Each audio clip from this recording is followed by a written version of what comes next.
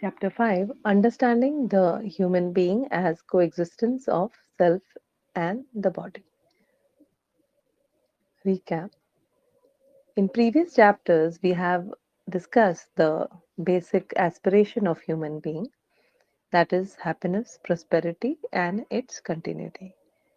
Happiness is to be in harmony, and the program for continuous happiness is to live in harmony at all levels of being, from individual human being to family to society and to nature existence. It is essential to understand the harmony at all these levels of being in order to live in harmony. To be in harmony or to be in a state of continuous happiness. As we go ahead, we want you to explore the nature of harmony at all these levels one by one.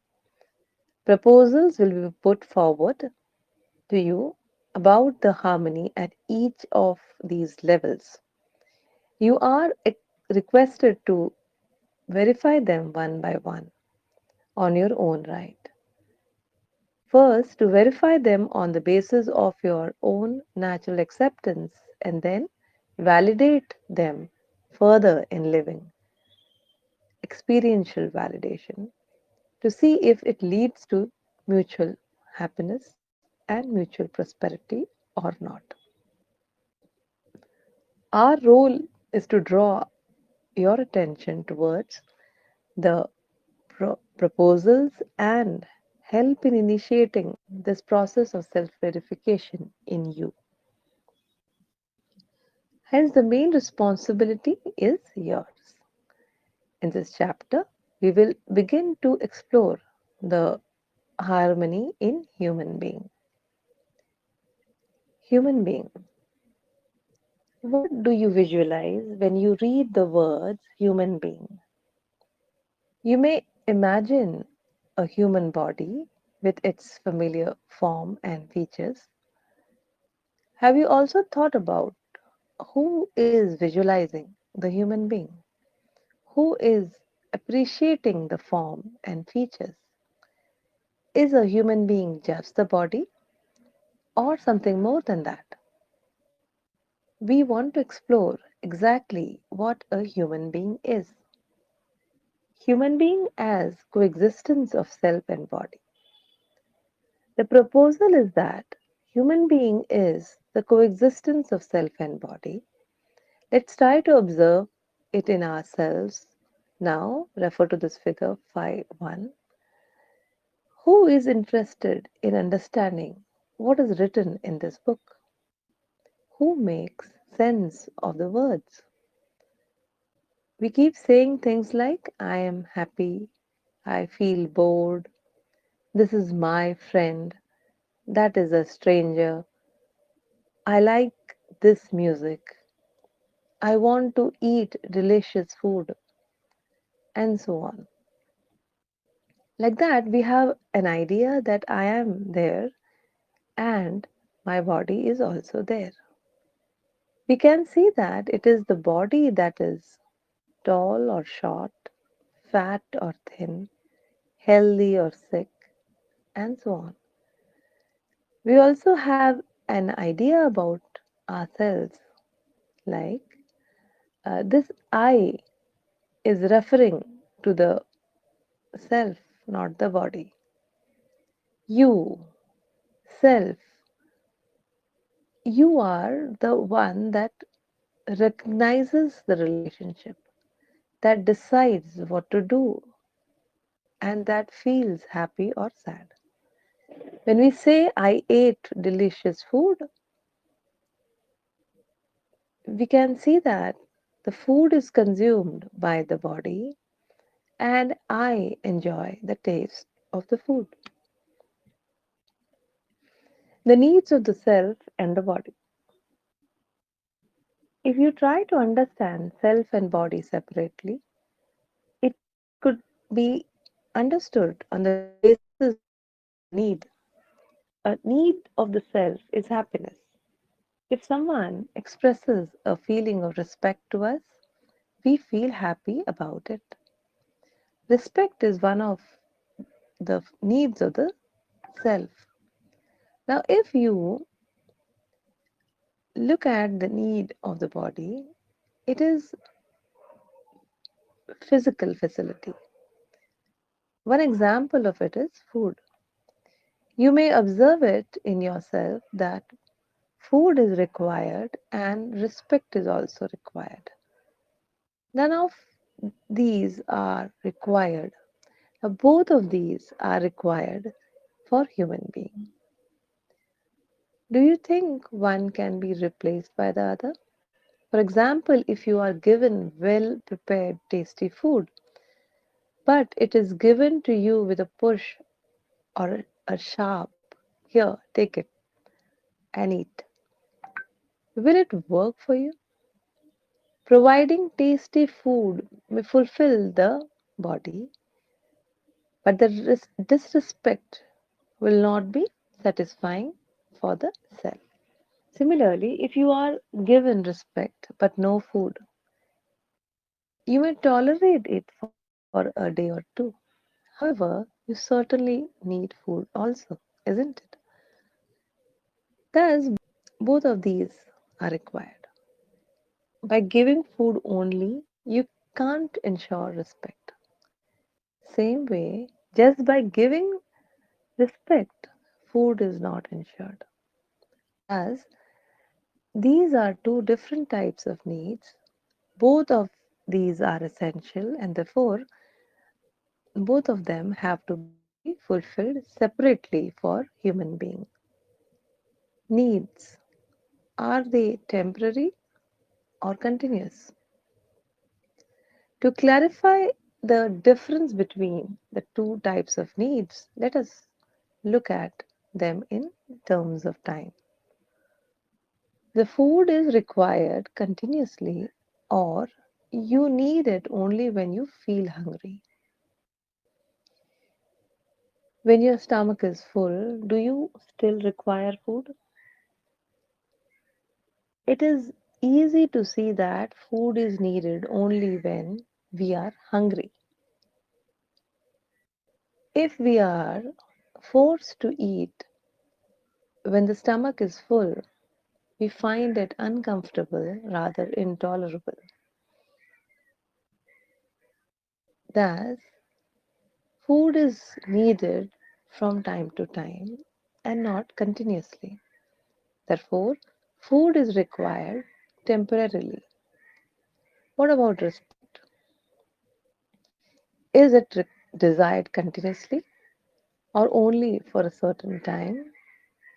It is also easy to see that we desire respect all the time. You can notice that if a friend wishes you every morning but does not wish you one day, how you feel? Comfortable or uncomfortable? For this, if you conclude that there is a break in this feeling of respect for you, you feel uncomfortable, isn't it? One of our friends came to visit with his 10-year-old daughter. A conversation was taking place. At one point, someone asked her, "Does your father love you?" She was silent for a minute, for a few minutes. A person asked, "Does he not love you?" She looked at him and said, "He loves me, but why does he shout at me and beat me?" Taken aback, the friend defended himself by saying, "I have scolded you few times, but I haven't beaten you, have I?" Her response was, "Remember the night before Diwali 2 years ago?" Since feeling is needed in continuity, even a small gap is not acceptable. A child remembers these few gaps over such a long time. The need of food is temporary. If someone forces you to eat continuously, we feel uncomfortable about it. But imagine if you went to a friend's house and he served delicious food. You ate with enthusiasm because it was your favorite food.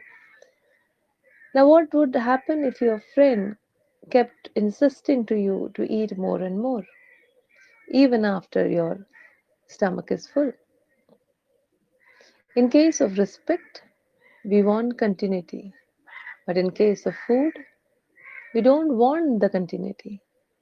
Hence, both the needs are different with respect to time. Can you observe this? Like that, explore all your needs, all the needs related to the self, like the need for respect, the need for trust, the need for relationship, the need for happiness. All these are continuous in time. We don't want any kind of break in it, even for a moment. On the other hand, all the needs related to the body, like the need for the food, need for shelter, all these are required for a limited time. Having them in continuity creates a problem for us. This is one way we can differentiate the need of the self and the need of the body. Needs, quantity and quality. The other way to see the difference between the two is in terms of quantity and quality. The need for food is quantitative in nature. We can identify the quantity of food needed to nurture our body. Same is the case with the need of clothes, shelter, etc. None of us can eat unlimited food amount of food or wear unlimited amount of clothes. We can always identify the quantity of clothes needed to prepare a dress. Like that, any physical facility is required in a limited quantity. You can observe it in yourself whether you need physical facility in a limited quantity or unlimited quantity. On the other hand, the feeling of respect, trust, etc. is not quantitative. We don't say today I got half kg of respect or 2 meters of trust. Even speaking like this appears laughable. These feelings are qualitative in nature. We can't talk about their quantity. We can only say whether these feelings are there or not there. They are qualitative. They are in the form of a feeling. Either this feeling is there or not there. Measure of quantity does not apply to it. With these two differences, we can see that the need of physical facility, the need for happiness are two different types of needs. The need for physical facility relates to the body, and the need for happiness relates to the self. Refer to exercise number 2, placed in practice exercises for self exploration at the end of this chapter. Through it, you can further explore the needs of the self and the needs of the body. Please do that exercise now before moving ahead. Could you see that the needs of the self and the needs of the body are of two different types? Fulfillment of the needs of the self and the body. Now, let us see how these two different types of needs are fulfilled. Refer to figure 5.3. The need for food is fulfilled by something physical like rice and vegetables or a sandwich. You may say that is obvious because it really is. But when it comes to the need of the respect, it is fulfilled by the feeling of respect. You may want your friends to pay attention to you, to listen to what you say without interrupting you, and even to appreciate what you say, isn't it? These are few expressions of the expectation of right feeling from which you conclude that your friends respect you. You can find out if your need for food will be fulfilled if your friends keep saying nice things about you, but they don't offer you anything to eat all day. It is quite obvious that some food is required to fulfill the need of the body. Similarly, you can find out if your need for respect will be fulfilled if your friends keep on feeding you with the best of foods but keep making fun of you all day. Can you see that these are two different needs and one cannot be substituted for the other? All the needs related to the body, which are in terms of physical facility, are fulfilled by some physiochemical things. All the needs related to the self are in terms of feeling, and they are fulfilled by right understanding and right feeling. We discussed this in chapter 3 also while talking about basic human aspiration. We saw that three things are required for a human being to be fulfilled. 1. Right understanding in the self. 2. Fulfillment in a relationship with human being. 3. Physical facility with the rest of the nature. Refer to figure 5.4. The physical facility has to do with the needs of the body. The right understanding and right feeling have to do with the needs of the self. For human being, in addition to the body, the self has become prominent. Thus the need of the self has become significant. Hence, feelings like trust, respect, etc. have become a higher priority compared to the physical facility. To be fulfilled over and above physical facility, human being needs right understanding and right feeling, which are the needs related to the self. The need of the self is happiness, while the need of the body is physical facility. The need for happiness is fulfilled by right understanding and right feeling, whereas the need for physical facility is fulfilled by physiochemical things. Both of these needs have to be fulfilled separately because the two are of different types. For human beings to be fulfilled, both the needs have to be taken care of. What do you think? Are both the self and the body important, or you can do away with any one of them? Are we taking care of both, or are we largely focused on the body only? Most parents sincerely want to take care of the child to the best extent possible. What many of them end up doing is largely taking care of the needs of the body and almost ignoring the self. For example, a mother may try to overfeed the child, and if the child resists, she may shout at or even beat the child. In the process, the self is getting violated, though the body is getting fed. If we observe our day-to-day living, we are largely focused on the needs relating to the body. Needs of the self are definite. Of course, the needs related to the body depend on the age, health condition, shape and size of the body, etc. An adult may need 1 kg of food in a day, while a small child may need 100 grams. A tall young man may need 3 meters of cloth for a pant, while a short boy may need only 1 meter of cloth. Like that, the needs related to the body will vary. On the other hand, the needs of the self are definite.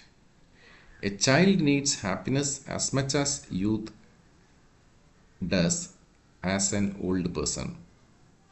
In other words, this right understanding and right feeling is the need of any self and every self, regardless of the state and condition of the body. Can you see that? The activities of the self and the body. When we look deeper into human being, we can look at it in terms of the activities going on, refer to figure 5.5. The self has the activity of desire, thought, and expectation. Observe within yourself whether these activities are going on in you or not. What do you see? Are these the activities of the self or the body? Is this activity of desire and thought continuous or temporary in time? Just start observing whether these activities are going on continuously in you or only for some time. Try to stop your thought. What do you find? Does it stop? Is it possible to stop the activity of desire, activity of thought? You will find that the activity of the self is continuous in time. We cannot stop it. On the other hand, any work that we take from the body, like eating, walking, etc., is temporary in time. After some time, the body gets tired and we need to give it rest. We cannot make it continuous. Thus, when it comes to performing an activity with the help of the body, we can't do it continuously. On the contrary, any activity of the self is continuous. We can't stop it even for a while. When we are bored of thinking about one thing, we start thinking of something else. But one or the other desire, thought, keep going on continuously in us. Any activity with the help of the body is difficult to continue, while any activity of the self is difficult to stop. Can you observe this difference? Refer to exercise number 3, placed in practice session for self exploration at the end of this chapter. Through it, you can further explore the activities of the self and the activities of the body.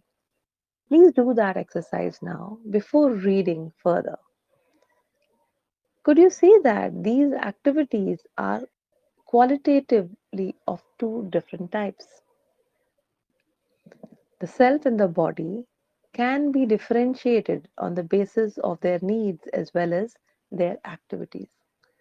The third difference is at the level of the response.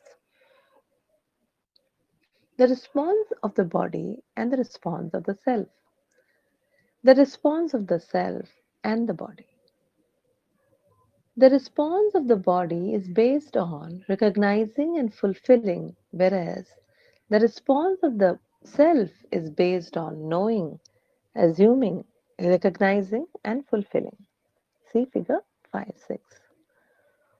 Let's take an example to clarify it. If someone is piercing a needle in your body, the body has a definite recognition and fulfillment. If the needle is harder than the skin of the body, it will go inside. If it is softer than the skin, it will not go inside. This recognition and fulfillment of the body with the needle is definite. Now let's look at the response of the self. If someone is piercing a needle in your body, will you will we cooperate with him or oppose him? That depends upon the situation and our assumption about that person. If the person piercing the needle is a doctor, we cooperate. On the other hand, if the person is a enemy trying to inject poison in the body, we will oppose him. It means that the recognition and fulfillment of the self depends upon the assumption in the self. Can you observe that your response to the other person depends upon your assumption? Any small difference in the assumption leads to different recognition and fulfillment. Let's take another example. You are lying on the operation table for some surgery. The doctor is ready to perform the job. Just before the anesthesia, a close friend makes a phone call to you and informs you that this doctor is hand in hand with your enemy. What would you do? Will you continue with operation or jump out of the table? Obviously, the second one. Why? Because of the information you received via the phone call. Now, your assumption about the doctor has changed. Obviously, no other physical change outside has taken place. The table, the room, and the people, everything is same. But your assumption about the doctor has changed. So it is followed by a change in recognition and fulfillment. Earlier, you were ready to pay for the operation, and now you won't allow him to operate, even if you are paid for it. The recognition and fulfillment of the body will be the same in both the cases. However, the recognition and fulfillment of the self depends upon the assumption. Since assumption keeps changing based on the influence of circumstances, peer pressure, society, media, etc., our recognition and fulfillment, our conduct also keeps varying throughout the day. That is the source of indefinite conduct of a human being. All the problems that we see around ultimately relates to this. With this background, if you observe people around you, they have various assumptions in themselves, many a times not based on right understanding, but influenced by the sensation, media, advertisement, preconditioning prevailing in the society, etc. Due to differences in assumption, their recognition and fulfillment is different. Hence, there is a lot of difference in the conduct of various people. Not only that, even a single person may have many different set of assumptions. When one set of assumption is active, his conduct is one way. When another set of assumption is active, the conduct is different. You may find the same person full of affection one time and full of jealousy at another time. We also may have various assumptions in us. Sometimes these assumptions may even be contrary to each other and depend upon the time, situation, and circumstance. One of them may become active. This makes our behavior much more complicated.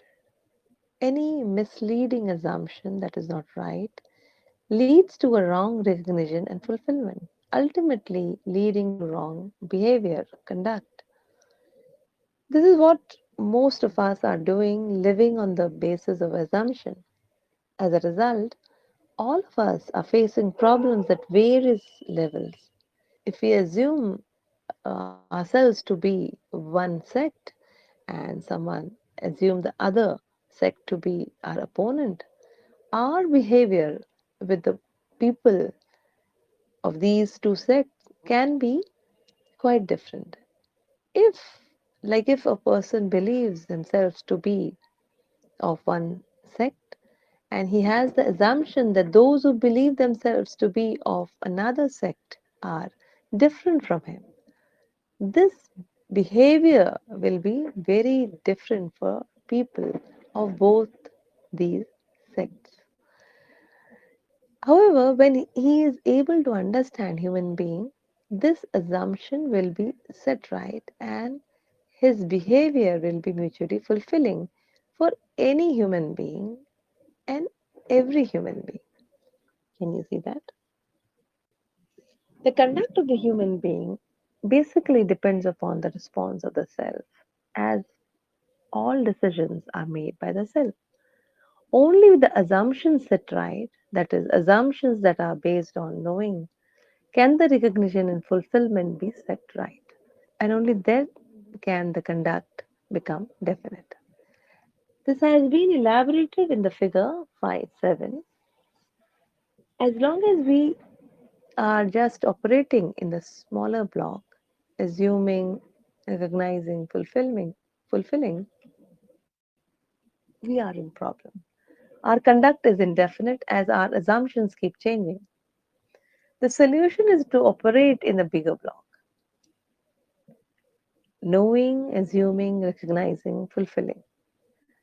The shift from operating only on the basis of human assuming without knowing to operating on the basis of knowing is facilitated by human education sanskar. Knowing means understanding the reality as it is in its completeness. Since the reality is definite, knowing is also definite. With right understanding, our assumptions, basically our acceptances, is set right. Our recognition of relationship is set right, and therefore we make efforts to fulfill the relationship.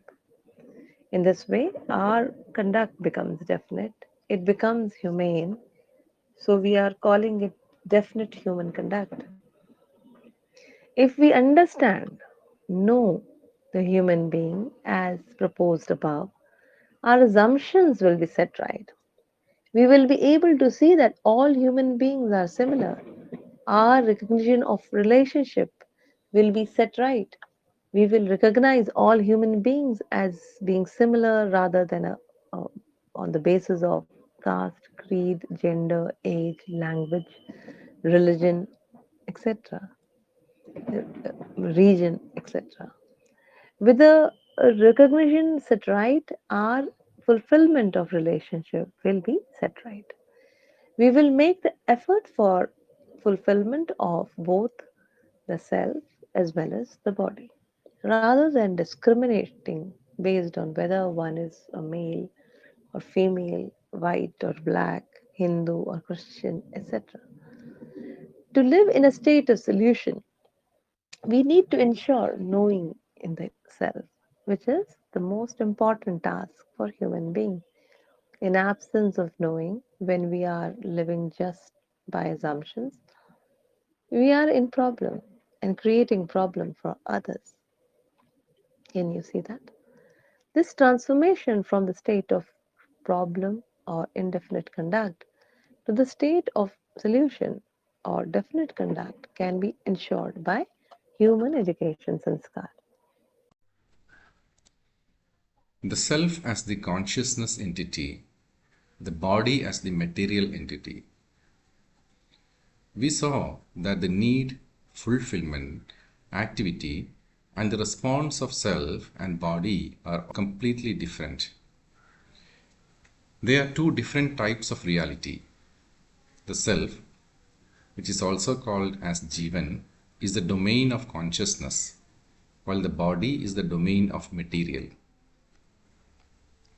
As shown in the figure 5.8, the domain of consciousness is characterized by the activity of knowing, assuming, recognizing, and fulfilling.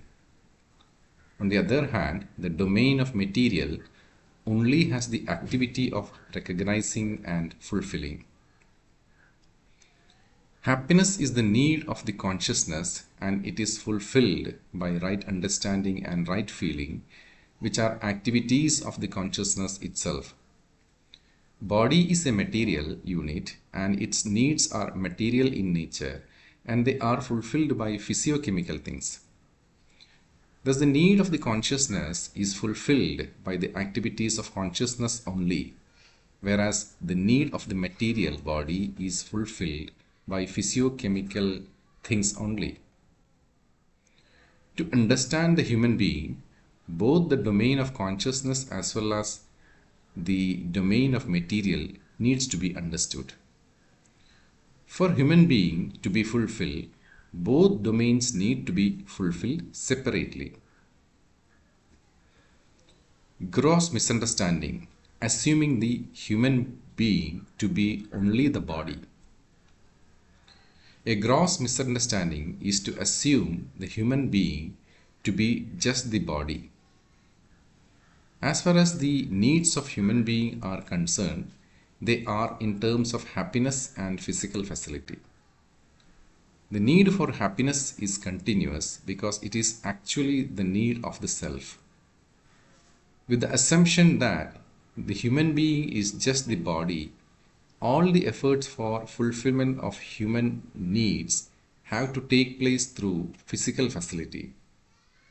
We are actually trying to fulfill the needs of the self through the body, through physical facility. Of course, we are also trying to fulfill the needs of the body through physical facility. We are trying to fulfill the continuous need for happiness, like respect, through physical facility like clothes and food.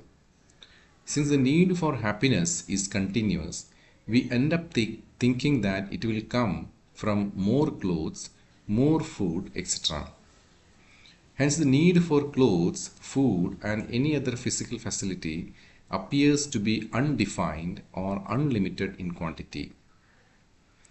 This is articulated in figure 5.9. For instance, you can observe people who are trying to get respect out of clothes. They keep on buying and wearing new clothes just to draw attention towards themselves. Do you think that this attention is same as respect? Is it possible to get respect based on the clothes you wear? What about continuity of respect on this basis? Certainly it does not work. The impact of this assumption is that we keep accumulating more and more physical facility without knowing how much is enough, how much will fetch us continuous happiness. We never feel prosperous. We feel deprived, so we try to accumulate more. That is how we get into a loop. Check if you are also caught in this loop. The gross misunderstanding is assuming the human being to be the body and therefore trying to fulfill all the needs through physical facility alone. It is needless to say that there are wide repercussions at every level of human existence. On the one hand, there is exploitation of natural resources for more and more physical facility. On the other hand, human beings are exploited in the process and also they are made to compete for the limited physical facility. The self is central to the human being. If we now look at human being, the self, which is the consciousness, is there, the body, the material is there, and the two coexist. Further, it is the self that has the need to know and the possibility to know the reality. It is the knower or seer. The self gives instructions to the body when the body needs to be involved and it reads the sensations from the body. See figure 10, 5.10. In that sense, the self decides what to do. It is the doer. It is the self which experiences happiness or unhappiness. It is the enjoyer, which is the experiencer.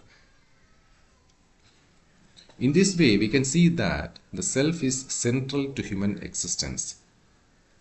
The body is used as an instrument. In chapter 6, we will explore into the self in more detail. We will explore the needs of the self and how these needs are fulfilled. In chapter 7, we will explore the needs of the body and their fulfillment. The fulfillment of the needs of the self and the needs of the body ensures the harmony in the human being. That is a brief proposal of harmony in human being for your self-exploration.